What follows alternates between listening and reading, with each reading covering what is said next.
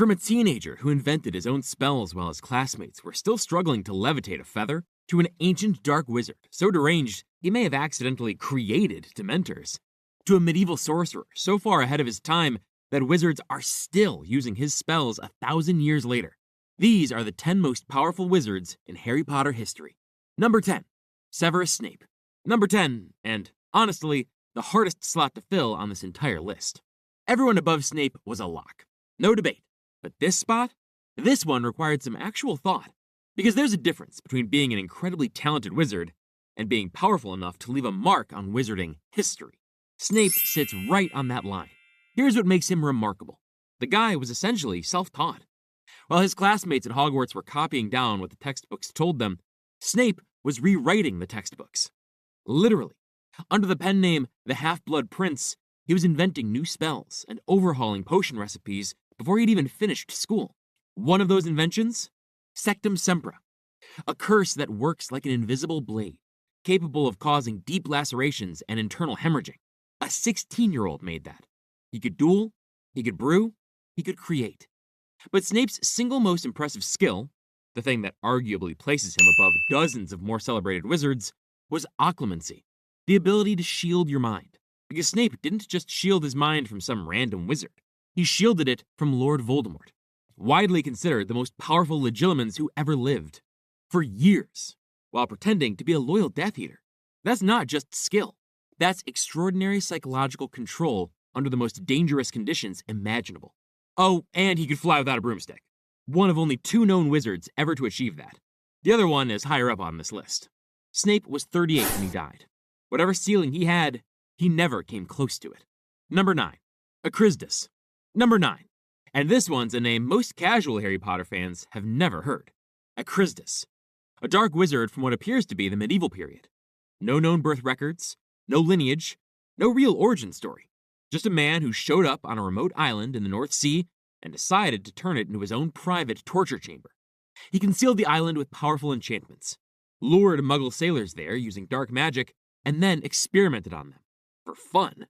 Not for power. Not for ideology. Just because he could. Most dark wizards, even the worst ones, want something. Grindelwald wanted a new world order. Voldemort wanted immortality and dominance. Ekrizdis? He just wanted to see what he could do. That absence of motive somehow makes it worse. But here's what earns him a spot on this list. The island he corrupted eventually became Azkaban, and the creatures that appeared there, the Dementors, are now widely believed to be either a byproduct of, or a direct creation of, his magical experiments. Whether he made them deliberately or accidentally summoned them through sheer sustained darkness, the result was the same. He created what are arguably the most psychologically terrifying creatures in the entire wizarding world. We don't know the full scope of what Ekrizdis was capable of, but anyone who leaves Dementors as their legacy at minimum deserves a mention. Number 8, Herpo the Foul, ancient Greece. And the man is exactly what his name suggests. Herpo is best remembered for 2 things, and both of them are genuinely extraordinary in the worst possible way. First, he bred the first ever basilisk, giant serpent capable of killing anyone who makes direct eye contact with it. He figured out how to hatch a chicken's egg beneath a toad, and out came the king of serpents. The fact that this was achievable at all says a lot about what Herpo was willing to experiment with. But that's not the headline. The headline is that Herpo the Foul created the first ever Horcrux, an object containing a fragment of a witch or wizard's soul, kept alive even after the body dies. He invented immortality through soul splitting. He worked it out. He did it. Now, when people talk about Voldemort's greatest achievements, the Horcruxes are always near the top. The sheer audacity of splitting your soul into 7 pieces is treated as one of the darkest, most advanced feats in magical history. But here's the thing. Voldemort didn't invent that. Herpo the Foul did, thousands of years earlier. If magic is an evolving field, and it is, then Herpo the Foul was one of its earliest and most terrifying innovators. An ancient Greek wizard who invented 2 of the most dangerous things the wizarding world has ever known, and then, presumably, lived an unnaturally long time because of the second one. Incredible, horrifying. Number 8. Number 7 and number 6. Godric Gryffindor and Salazar Slytherin. These 2 share the 6 and 7 spots. And I'm not putting a definitive number on either one of them, because the honest answer is, nobody knows who is more powerful. What we do know is that the Hogwarts founders, as a group, operated at a level of magic that is simply not comparable to most modern witches and wizards. They built a school that has stood for over 1,000 years. A school that is still actively enchanted, still running, still responding to their magic. That's not a minor achievement. Gryffindor was a warrior, broad, physical, and famously, he dueled with both magic and a sword. Not because he needed the sword, but to give his opponents a fighting chance. That's how confident he was. Rowling herself described him as the most accomplished duelist of his era, a master of charms, and one of the key architects behind enchanting the Sorting Hat with actual sentience. Slytherin was the opposite, a tactician. Where Gryffindor relied on power, Slytherin relied on calculation, methodical, strategic, and far more willing to explore the dark arts, which gave him access to a category of magic most wizards won't touch. He bound his own magic into the physical foundations of Hogwarts, the Chamber of Secrets being the most obvious example, and his enchantments held for 1,000 years.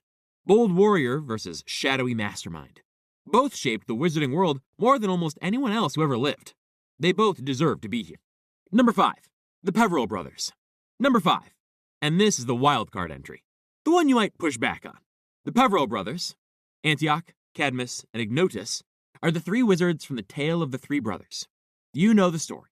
3 brothers outwit Death at a river crossing, and Death, either out of genuine respect or because he's setting a trap, gifts them with 3 magical objects.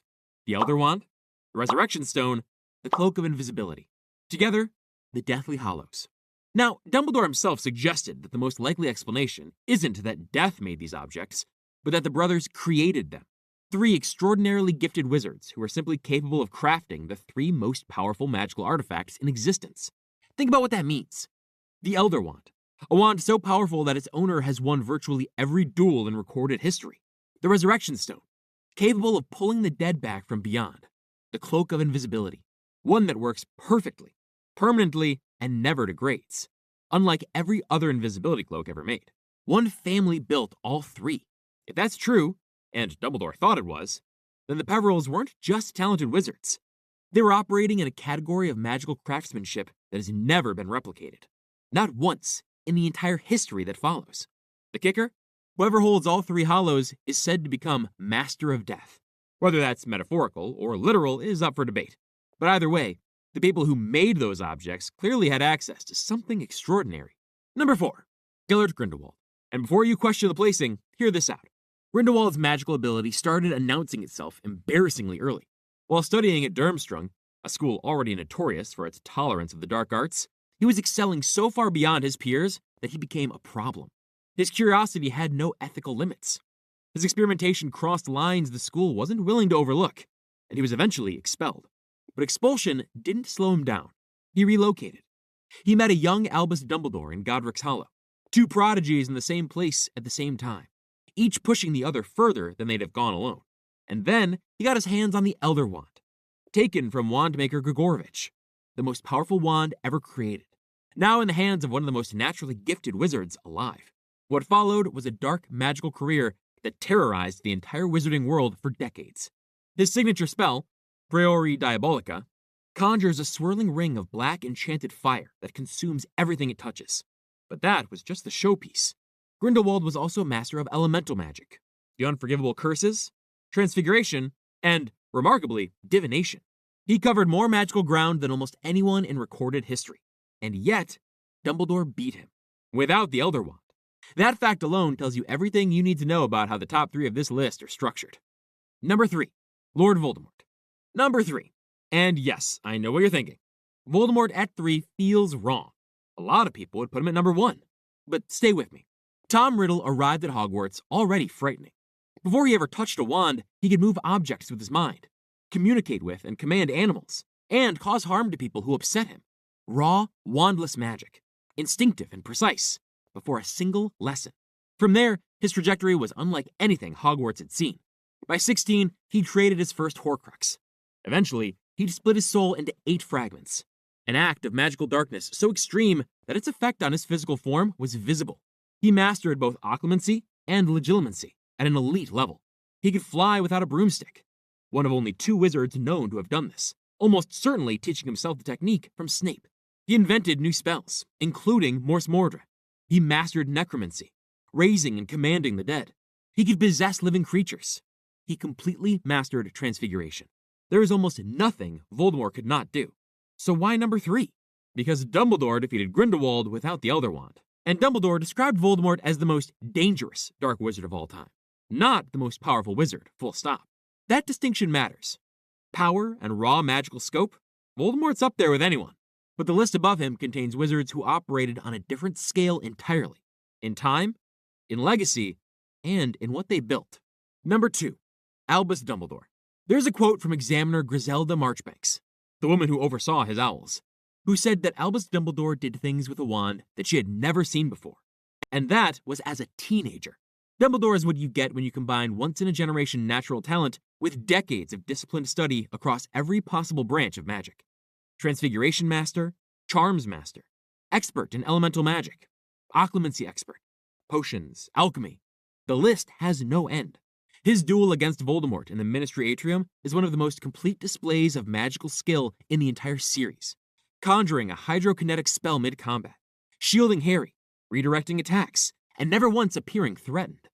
And his greatest magical achievement, arguably, was the Firestorm, a giant ring of fire produced from the wand, from which the caster can direct jets and blasts in any direction simultaneously, used against the Inferi in the cave. One of the most controlled, large-scale offensive displays of magic in the books.